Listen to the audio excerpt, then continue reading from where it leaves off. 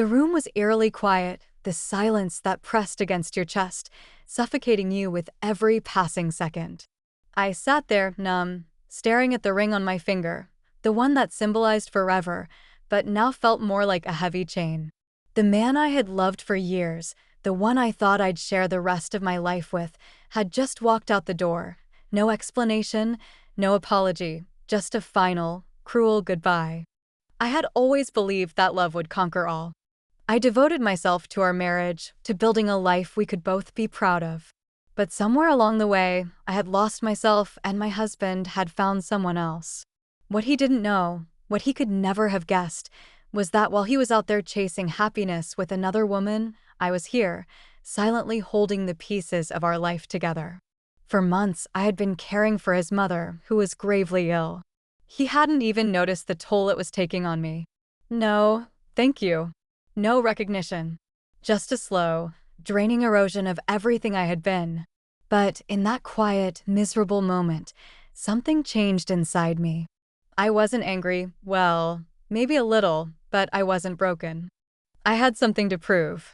And when he came back, thinking he could just waltz and like nothing had happened, he'd get the shock of his life. What happened next wasn't just a revenge story. It was a story of strength, of rediscovering who I truly was beneath the weight of his betrayal. And it was a reminder that no one, no matter how much they may think they control your world, can take away your power unless you let them. I had always prided myself on being the strong one, the one who could handle anything life threw my way. But when my husband, Thomas, left, I felt like the ground had been ripped out from under me. It wasn't just the betrayal that cut deep, it was the realization that I had spent years building a life for us, and yet, somehow, I had been invisible to him. All this time, I had been giving, nurturing, and loving, and he had been too blind to see it. But there was something else, something that weighed even heavier on my heart: Thomas's mother, Agnes. The woman who had been a part of our lives since the beginning, who had been my support when I first moved to this town, and yet, here I was, taking care of her in her final days while her son was living it up with another woman. It wasn't just a duty, it was an obligation that I never questioned, even though it drained every ounce of my energy. Agnes had always been an independent woman, full of stories about her youth and how she had raised Thomas on her own, working hard to make sure he never went without. I respected her strength and admired her resilience. When she fell ill, it didn't even cross my mind to say no. I couldn't bear the thought of her struggling alone, especially with the way she had always supported me through thick and thin. So, I became her caregiver. Every day, it was the same routine: cooking her meals, giving her medication, helping her bathe, watching her slowly lose her sense of self. I did it all. But no one knew. No one saw how much it hurt, how much it wore me down. And Thomas? He had no idea. He was too wrapped up in his selfish world, too busy with his affair to even notice that his mother, the woman who had once been the center of his universe, was deteriorating right in front of us. In the beginning, there was anger, undeniable, suffocating anger. I would sit with Agnes, holding her frail hand, wondering how I had gotten to this point. How had I become the one who cared for his mother when he should have been the one there, by her side? But the anger didn't last long. I couldn't afford to be angry. I had responsibilities. I had a life to keep moving forward, even if it felt like I was walking in circles, trapped in a cycle of caring for everyone except myself. I remember one afternoon, Thomas came by, just as he had been doing for the past few weeks. He would stop in now and then, always with that look on his face like he had somewhere better to be. I knew about his affair, the late nights, the secretive phone calls, the way he started showing up to dinner an hour later than usual, always with some excuse. He thought I didn't know, but I did. He never expected me to confront him, though. He probably thought I was too weak to stand up for myself. But as I watched him walk into the room that day, I knew something had changed in me. He greeted his mother absent-mindedly, barely glancing at her, and then he turned to me with that smile that no longer reached his eyes. The same smile that used to make my heart skip a beat now made my skin crawl. He didn't know it yet, but the person he had once known, his wife, the woman who had supported him through thick and thin, was slipping away. In her place was someone stronger, someone who had found the power to stop caring about him and start caring about herself. "How's she doing?" he asked, glancing at Agnes, his voice a mix of feigned concern and impatience. "She's doing as well as can be expected," I replied flatly, keeping my eyes on the floor. I didn't trust myself to look him in the eye. Not yet. There was a long, uncomfortable silence before he spoke again. "I'm still not sure about moving her to a hospice, though. I mean, it's just," he trailed off, clearly searching for the right words, but I could tell he wasn't seeing his mother. Not truly. "You think that's something we should be worrying about right now?" I snapped before I could stop myself. "Because the way I see it, the only thing you should be worrying about is being a damn good son before she doesn't have the chance to even know who you are anymore." The words hit the air with such finality that Thomas recoiled. For the first time in a long time, I had spoken my truth, and he didn't know how to handle it. He opened his mouth to say something, but I could see the guilt in his eyes, the flicker of realization that he had been living a lie. He had been so consumed by his desires that he had abandoned the woman who had always been there for him, the woman who had cared for him his entire life. But that was the tipping point. That moment was the catalyst for everything that was to come. I couldn't go back. I couldn't allow myself to stay small and invisible to him any longer. I had no idea what the future held, but I was done pretending to be the perfect wife. I was done sacrificing myself for a man who couldn't even be bothered to care for the woman who had raised him. That night, after he left, I made a decision. I would no longer be the woman who silently suffered. No, I was going to take back my life. And when Thomas returned, expecting things to be as they always were, I would be ready. It was a week after that confrontation with Thomas that I started to feel the shift in the air. The fog that had clouded my mind for so long, the one that had kept me in a state of half-dreams and emotional numbness, began to lift. It wasn't a sudden thing, no grand epiphany or moment of clarity, but the weight had lightened just enough for me to see the reality of my situation. I was no longer just his wife.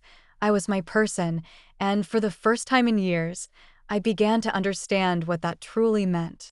During those days, I focused on Agnes. She was in her last days now, and though the exhaustion had carved deep lines into my face, I refused to give up on her. There was something sacred in caring for her, something pure in knowing that I was giving her a sense of peace in her final moments. But as I sat by her side, stroking her hair, I realized just how much I had sacrificed. Not just for Thomas, but for everyone around me. I had lost myself in other people's needs, and now I was ready to rebuild. Thomas continued to come by, though his visits were growing increasingly infrequent. The guilt weighed on him, but I could see it in his eyes. He wasn't ready to face what he had done. He still thought he could waltz in and out of our home, popping by whenever he felt the need to absolve his conscience. But each time he walked through that door, I could feel the distance between us widening. The man I had married, the man I had given my life to, was a stranger now. A stranger who had abandoned his responsibilities, his family, and the vows he'd taken. The tension between us grew with every passing day. Every interaction felt like a battle, and I wasn't sure who was winning. I couldn't pretend that I didn't care, because I did. A part of me always would. But I also knew that he no longer held the power to control my happiness. I had spent so many years defining myself through his eyes, through his needs, but that was no longer my reality. He had left me for someone else. And in doing so, he had forced me to rediscover who I was without him. One evening, as I was preparing dinner for Agnes, the doorbell rang. I wasn't expecting anyone, and for a moment, I thought it might be Thomas.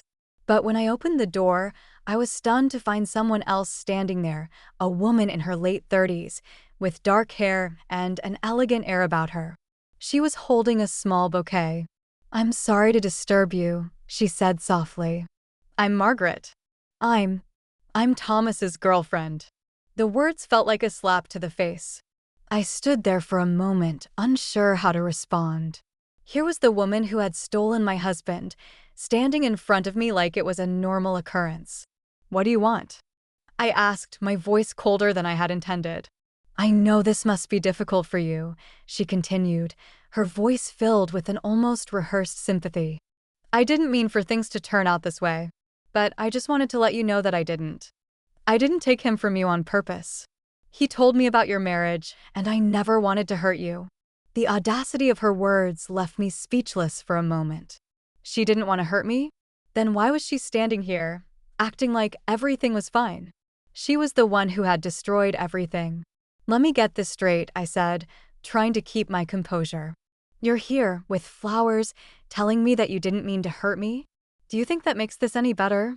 She took a step back, looking flustered, but she didn't leave. Instead, she looked at me with a faintly pleading expression, almost like she was waiting for me to say something that would make her feel less guilty. I had nothing for her. I was done with guilt, done with pretending to be the woman who didn't deserve better. I'm not here to fight with you, she said quietly. I just wanted to tell you that I'm not the enemy. Thomas is. Her words lingered in the air like a bitter taste. I nodded stiffly, then stepped back, holding the door open. Well, you've said your piece. But there's nothing more to talk about. You can go. She hesitated for a moment, then turned to leave. But before she did, she added, I think he still loves you. You know. I closed the door without responding. I wasn't sure if her words were meant to be comforting or cruel, but they stung all the same. Of course, Thomas still loved me. I was his wife. But that love had become a hollow shell, something that had no meaning anymore. If he loved me, he wouldn't have abandoned me for someone else. The days that followed were a blur of anger, sadness, and confusion. I found myself sitting in Agnes's room late one night, staring at the flickering candlelight, wondering if I would ever be free of the chains Thomas had left me with. But as the days passed, I felt something inside me begin to shift. I no longer cared about what he was doing or who he was with. I wasn't going to wait for him to come back, to try to fix what he had broken. I didn't need him to define me anymore. Then, one fateful afternoon, Thomas showed up at the house unannounced. I had been preparing for Agnes's bath when I heard the familiar sound of his car pulling into the driveway. My stomach churned, but I didn't flinch. I had been ready for this moment, even if I hadn't known when it would come. I walked to the door, opened it, and found him standing there, his face drawn with exhaustion, but his eyes betraying the hope he still clung to. Can we talk? He asked softly. What's there to talk about? I asked, crossing my arms over my chest. You've made your choice. I don't have anything left to say. I made a mistake, he said, his voice tinged with something I couldn't quite place. Was it regret? Guilt? Desperation? Do you know what I think? I asked, my voice hard. You've never really cared about me, Thomas. You've cared about what I can do for you, about how I can make your life easier. But when it comes to real love, real commitment, you ran away. And I'm not waiting for you to come back anymore. He stepped closer, almost pleading now, but I didn't budge. I wasn't the woman who would fall for his apologies again. I wasn't the woman who would let him back in with open arms. Not this time. Not after everything he had done. You think you can just waltz in here and make it all better? I said, the words sharp. Well, guess what, Thomas? You've already lost me. And it's not because of her. It's because of you. Because of the man you've become. His eyes widened, but he didn't speak. And for the first time in a long time, I didn't feel the need to explain myself further. I wasn't interested in fixing him, and I wasn't interested in trying to make him understand. I was done. And the realization, for the first time in my life, made me feel free. The following week, I found myself at a crossroads. Agnes had passed away peacefully in her sleep, her grip on this world finally releasing, and for the first time in a long time, I felt both a deep sorrow and a strange sense of relief. She was no longer suffering, and I was no longer trapped in the whirlwind of emotions that had consumed my life for so long. But as the dust began to settle, I knew that something bigger was brewing. Something that would force me to confront the truth about myself, about Thomas, and the choices I had made. That morning, as I stood in the garden, letting the cool breeze brush against my skin, I heard a familiar sound, the low hum of Thomas's car pulling into the driveway. I turned to see him getting out, looking tired but determined. His posture was stiff, as if he had been carrying something heavy, and the air around us crackled with an undeniable tension. He approached me cautiously, and for a moment, neither of us spoke. The silence felt like a weight pressing down on both of us. "I thought you might need time," he began, his voice quieter than usual, "but I can't keep pretending that I'm okay with what we've become. I'm not sure what happened to us, but I want to fix it. I want to fix us."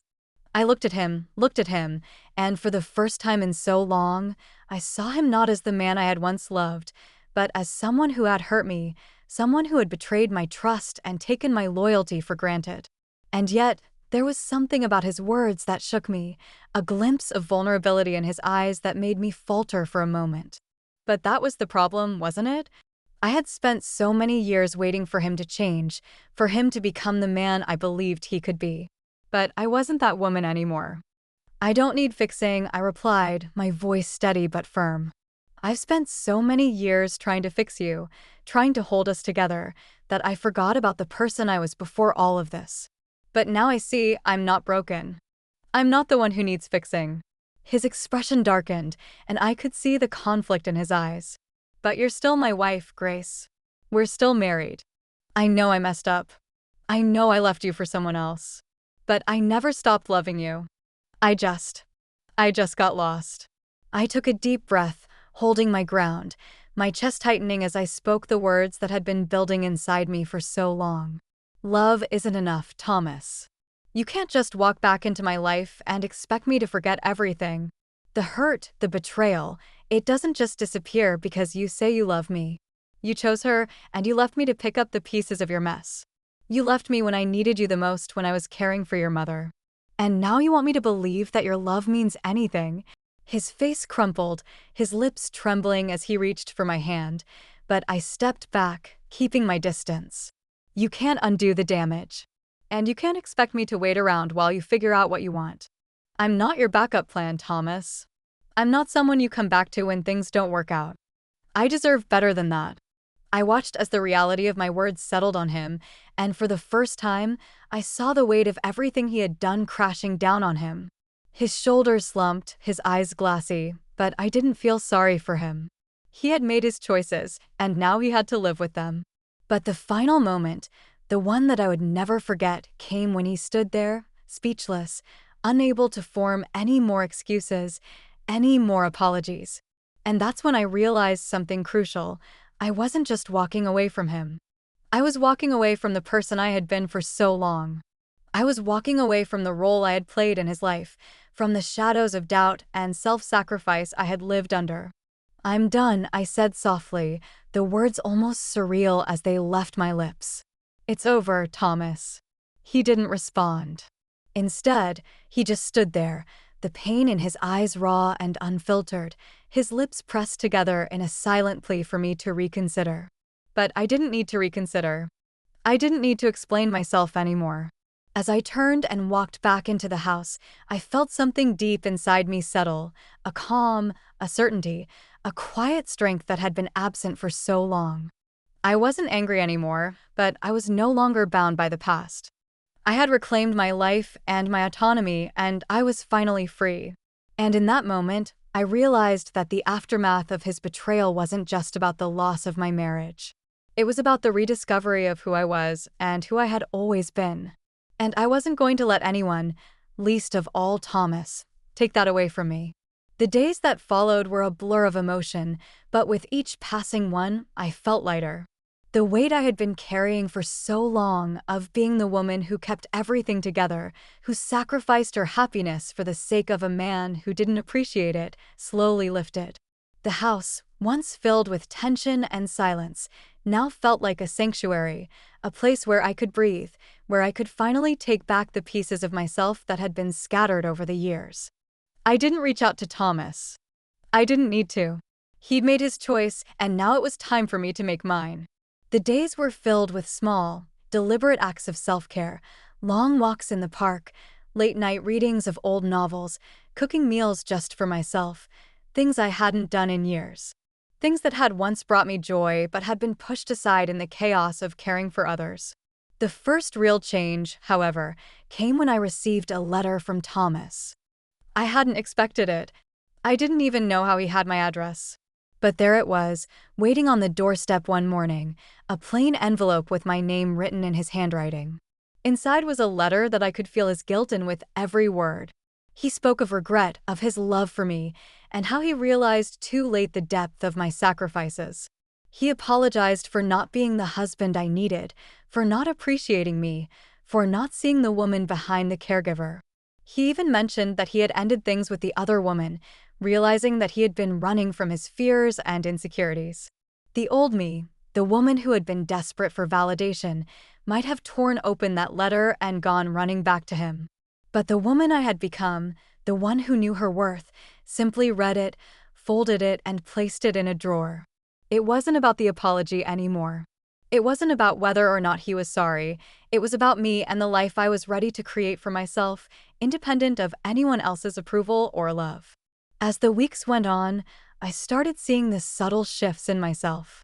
I wasn't the same woman who had stood in front of Thomas and poured my heart out, pleading for him to see what he had done. No, I was stronger now. The reflection in the mirror showed someone who had found their voice, their worth. I was rediscovering joy in the little things, in moments that once felt insignificant but now filled me with purpose. And for the first time in years, I started to dream again. I spent more time with friends, rekindling old friendships that had been neglected. I took up new hobbies, ones I had once been too busy to even consider. I enrolled in a painting class, something I'd always wanted to try, but had never allowed myself the luxury of. Slowly but surely, my life started to fill with color again, and I realized that the true healing had come not from waiting for someone else to change, but from changing myself, from stepping into the woman I was always meant to be. Then, months later, one evening, I received an unexpected knock on the door. It was Thomas. His face was drawn, his eyes tired and worn. He looked different, not in the way he might have hoped, but in a way that spoke of personal growth. The bitterness that had once defined him was gone, replaced by something I hadn't expected, a quiet understanding of the pain he had caused. "I never expected you to forgive me," he said, standing awkwardly at the threshold. "But I wanted you to know that I've changed. Not for you, but for myself. I don't expect anything from you, but I needed you to hear it." I looked at him, really looked at him. And for the first time, I felt no anger, no resentment. Just an understanding that we were both two people who had tried and failed, but who had now moved beyond what had held us together. "I don't need your forgiveness, Thomas," I said softly. "I've forgiven myself. That's all that matters now." And with that, I closed the door, not as an act of rejection, but as an act of self-preservation. I was done looking back. The future was mine to shape. Months turned into a year, and the wounds I once thought would never heal became faint memories. I didn't need Thomas to complete me. I had learned how to stand on my own. And in that newfound independence, I realized the most important lesson of all. Sometimes, it's only by losing everything that we find out who we truly are. Sometimes, the aftermath of betrayal isn't just about loss, it's about discovery. And for the first time in years, I was free.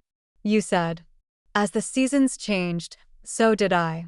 The woman who had once been defined by the love of a man who didn't appreciate her had now become someone entirely new, someone who was no longer waiting for validation, but actively creating a life filled with purpose and strength.